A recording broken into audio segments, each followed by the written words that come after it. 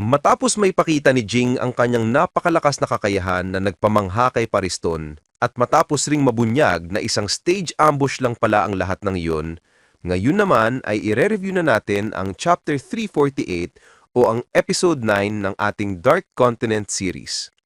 Sa wakas, malalaman na natin kung ano na kaya ang mga nangyayari ngayon sa Hunters Association, kung sino nga ba talaga ang espya, at pati na rin ang mga revelasyon tungkol sa mga preparasyon ng mga prinsipe ng Kakin Empire. Yan at marami pang iba ang ating matutunghayan sa videong ito. This is Mr. AI Anime at wag na nating patagalin ta. Let's go! Ang pamagat ng ating chapter ngayon ay Resolve. Nagsimula ang eksena sa kasulukuyang isinasagawang Hunter exam kung saan nasa final test na ang mga examinees. Sa final test na ito, isang Q&A session ang ginaganap. Tinetest dito ang kapasidad ng mga examinees sa pag-gather ng impormasyon, ang kanilang analytical ability, pati na rin ang applied skills.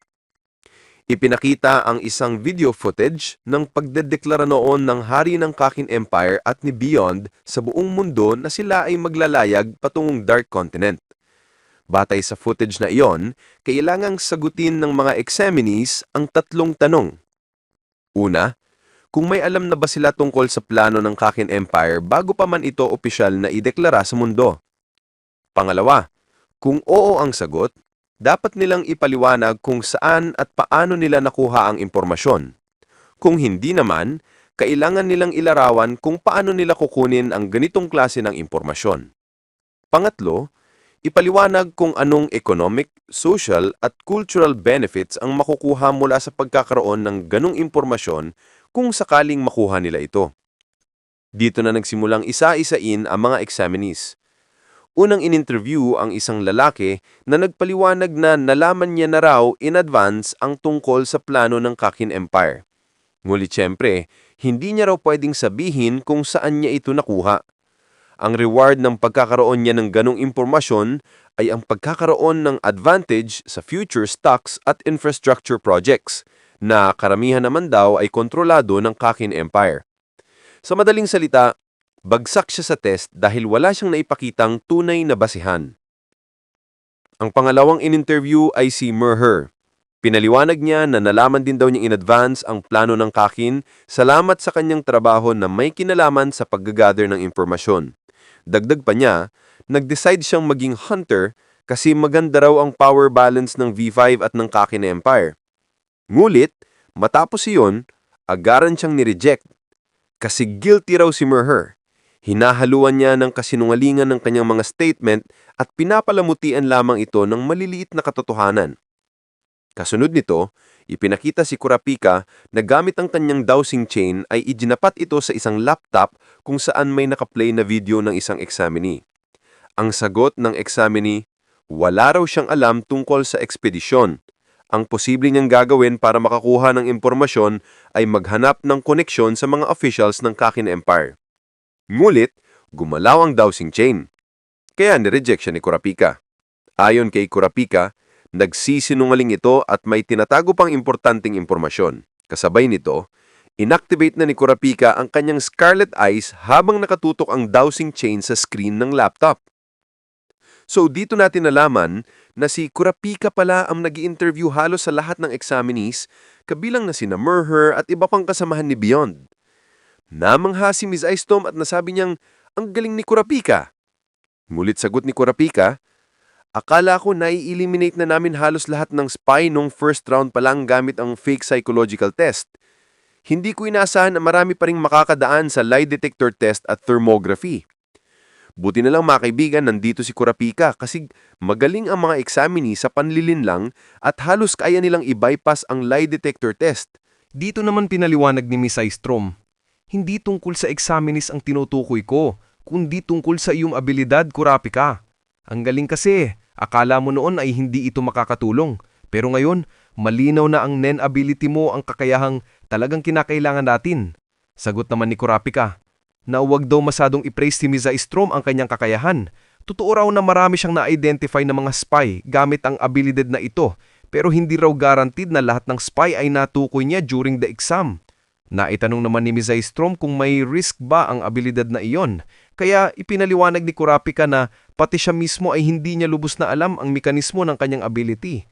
Dagdag pa niya, nagagamit niya ito kung nasa harapan niya o nakaharap sa kanya ang target. Ngunit kung paano ito gumagana ng buo, sa tingin niya ay sa pamamagitan ng matinding konsentrasyon. Kapag nag-focus daw talaga siya, nagagawa niyang madetect ang mga maliliit na changes sa target na kadalasan ay hindi nare-recognize ng subconscious mind. Ang mga changes na iyon ang sanhi ng paggalaw ng kanyang dowsing chain. Paliwanag pa ni Kurapika, mas tumataas ang accuracy ng chain kahit na itapat niya ito sa target na nasa screen lamang ng laptop. Normally, kailangan talagang kaharap niya in person ang target, pero kapag gumagamit siya ng Emperor Time, nagagamit niya ito kahit sa screen lang, basta maitapat ang chain. Overall, ang kanyang abilidad ay may kakayahang ma-identify ang mga sinungaling kahit gaano pa kagaling magsinungalim ang mga ito. Dito naman napasabi si Ms. Strom, di sapat na yan. Saan ba sa parteng ito ang problema? Kaya paliwanag ni Kurapika, kung ako ang spy at may isang tao na may ability na tulad nito, ang gagawin ko ay hahanap akong taong may nen ability na kayang mag-erase ng memories o may kakayahang i-manage ang subconscious mind. Hindi lang pagtatago ng kasinungalingan, kundi mismong pagbura nito. Kasi kung ang target ng aking ability ay hindi aware na nagsisinungaling siya, posible na hindi mag-react ng aking dowsing chain. Kaya nasabi ni Ms. Strom, ganun ba? Sagot naman ni Kurapika, oo, iyon ang problema. At kung ang mga elite spy na nakapasok sa Hunter Association ay may kakilalang may ganoong kakayahan at ang taong iyon ay nasa kanilang side, magagawa nila ng paraan para makapasa sa exam na ito. Lalo na kung gagawin nila ang senaryo na binanggit ko, ang maghanap ng may ability na kayang burahin ang memory. Tugon ni Ms. Strom, posible nga yan. Bago pa makasagot muli si Kurapika, biglang nilipat ang eksena sa isang siyudad. Makikitang isang pamilyar na silid kung saan may isang lalaking umiinom ng alak, si Cherednich. Maya-maya pa, biglang nagring ang kanyang cellphone at agad niya itong sinagot. Narinig ang tinig ng tumatawag. Si Benjamin. Sabi ni Cherednich, "Oh, kuya." Sagot naman ni Benjamin, "May maganda akong balita para sa'yo." Nabigla si Cherednich. "Ha? Seryoso ka ba?"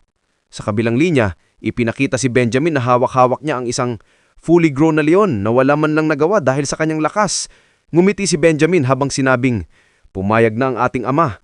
Nagdeklara na siya, ang nag-iisang survivor ng expedition ang siyang magiging susunod na hari ng Kakin Empire."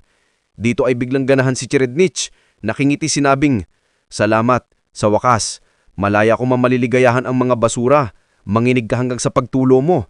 Benjamin, ako ang susunod na magiging hari."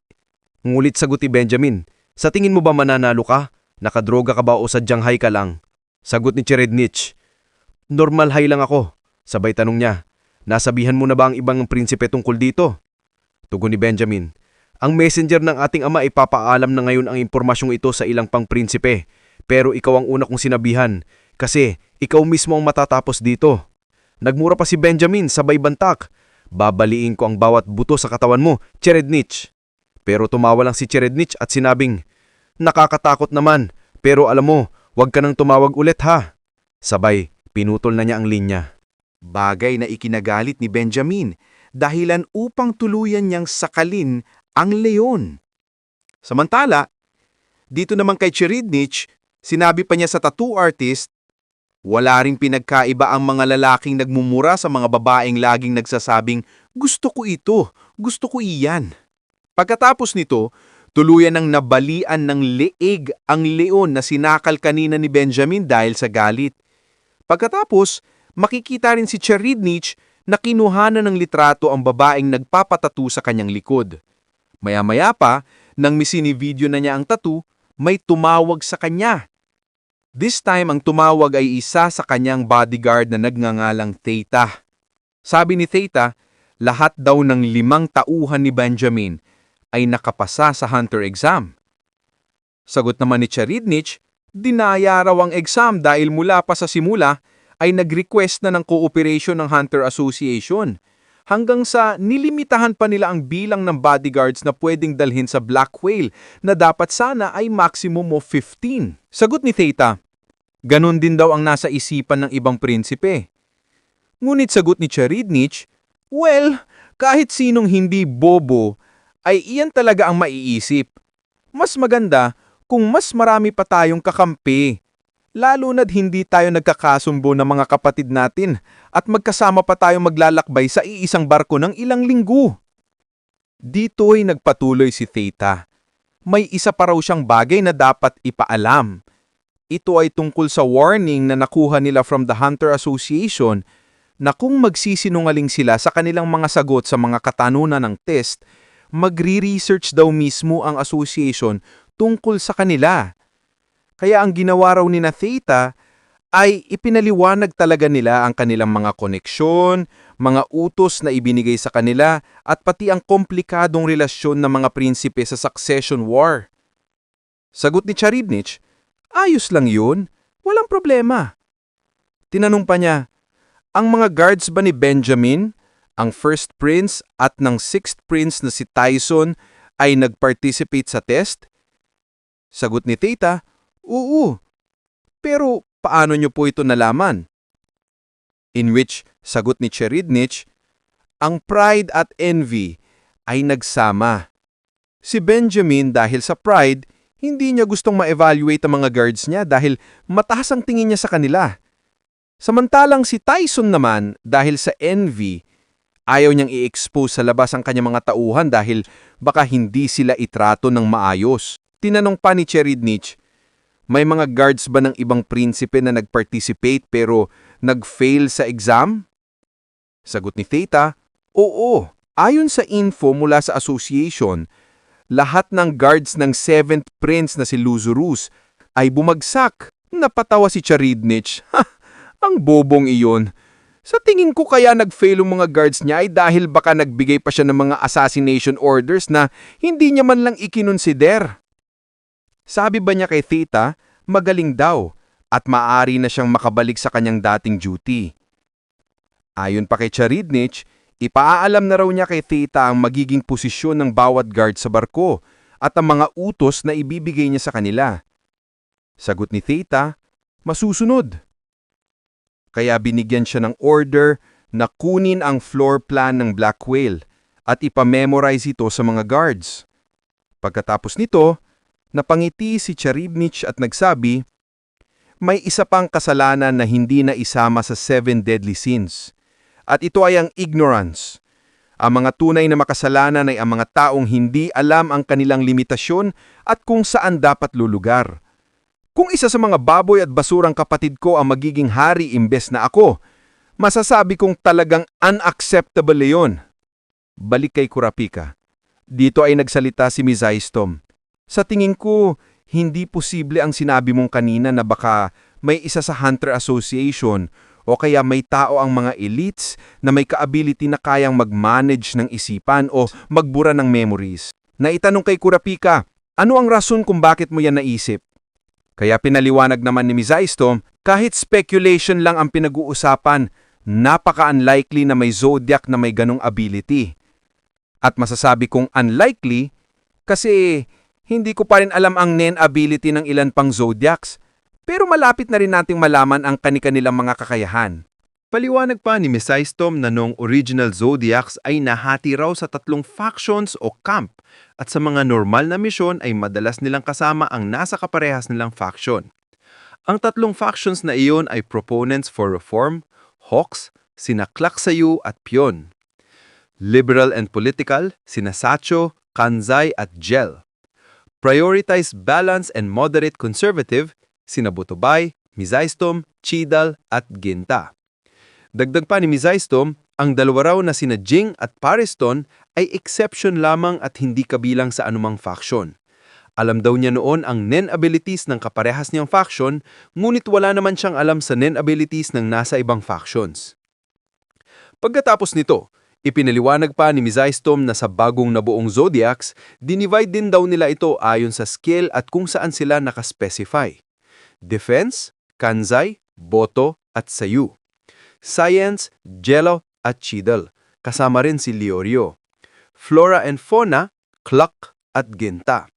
Information, Pion, Mizaistom at Sacho. Kurapika, kabilang rin sa information. Paliwanag pa ni Mizaistom na upang magkaroon ng maayos na cooperation, nag-request siya sa lahat ng Zodiac members na i-reveal ang kani-kanilang abilities.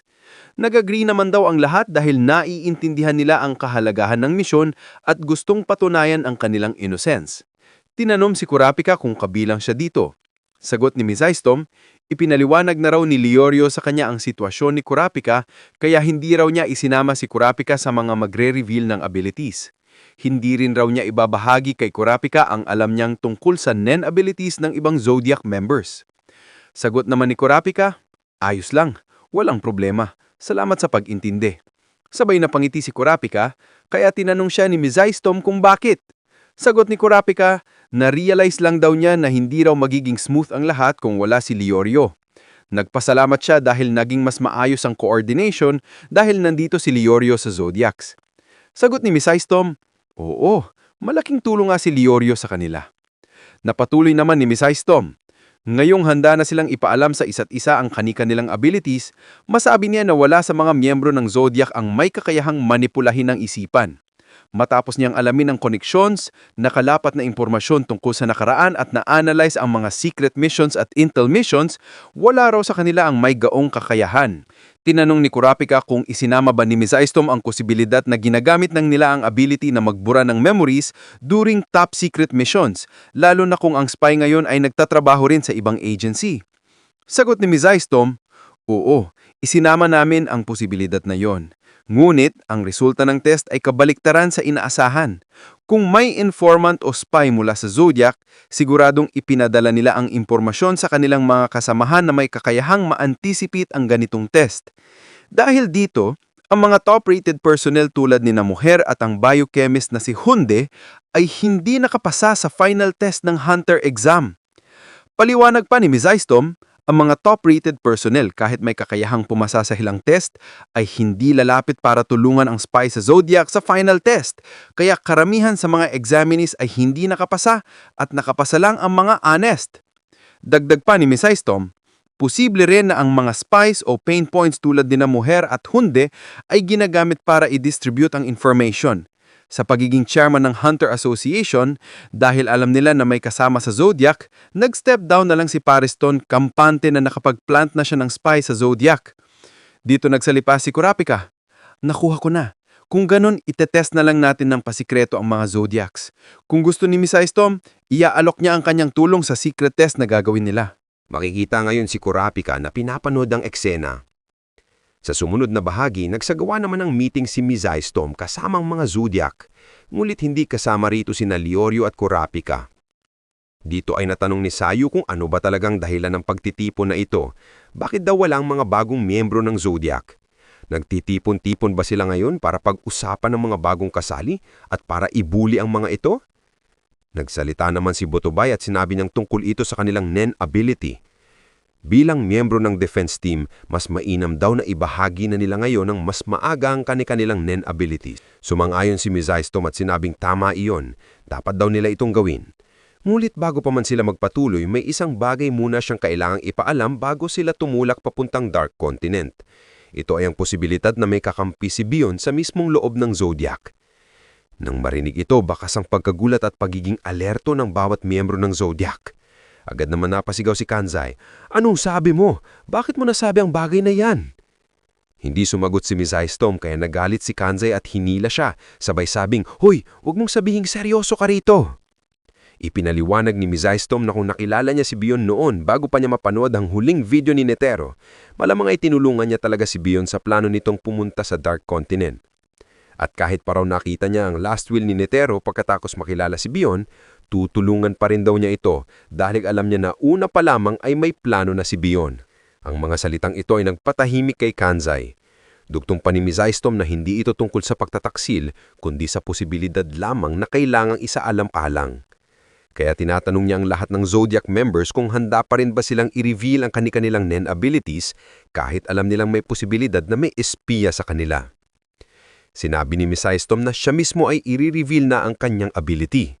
Ipinakita niya ang kanyang 3 cards na may 3 kulay. Blue card, kayang ilagay ang target sa isang room. Yellow card, nagagawang mapa sa ilalim sa kanyang control ang target. Nakita na noon kung paanong tumigil ang pagkilos ng kanyang target at nakulong sa isang invisible courtroom matapos niyang gamitin ang yellow card. Red card, nagbibigay sa kanya ng kakayahang pakawalan ang target. Ang pangalan ng kanyang Nen ability ay Cross Game. Tinapos niya ang kanyang pagpapaliwanag sa pagsasabing sisiguraduhin niyang gagampanan at susundin niya ang kanyang misyon kahit pa may ilan na may ibang pakay. Ang punto niya ay ipinapakita ang kanyang resolve. Habang sinasabi ito ni Miss Storm, makikita naman sa sulok ng kisami ang dalawang CCTV camera na nakatutok sa kanilang meeting. Sa kabilang silid, makikita si Kurapika na nanonood ng live footage gamit ang kanyang laptop. Dito niya itinapat ang kanyang chain sa screen at inactivate ang kanyang Emperor Time upang mapataas ang accuracy ng kanyang technique. Nalaman niyang inosente at hindi nagsisinungaling sina Miss Storm at Kanzai. Ngunit habang patuloy niyang itinatapat ang kanyang chain, laking gulat niya nang biglang kumilos ang kanyang dowsing chain nang maitapat ito sa mukha ng isang Zodiac. At dito niya nalaman kung sino talaga ang espiya. Walang iba kundi si Sayu, ang Monkey Zodiac. Nang maitapat ni Kurapika ang dowsing chain sa mukha nito, nagsimulang mag-swing ang kadena, tandang nagsisinungaling si Sayu. Sa wakas, nalaman na nila kung sino ang espiya sa Zodiac. Pero ang tanong, si Sayu lang ba talaga ang espiya? Baka kung tama ang kutob ni Kurapika na may kakilala o kasabwat pa ito, isang taong may kakayahang burahin o manipulahin ang isipan ng iba. Posibleng hindi lang si Sayu ang espiya. Napakatindi talaga nitong chapter mga kaibigan. Sa wakas, na-reveal ang kakampi ni Bion na nasa mismong loob ng Hunter Association. At sa sumunod na chapter, malalaman naman natin kung sino ang lahat ng prinsipe ng Kakin Empire at ang tungkol sa kanilang tradisyonal na ritual na hahantong sa madugong labanan, kasama pa ang iba pang mga kaganapan matapos ang napakalaking revelasyong ito. Dito muna natin tatapusin ang video.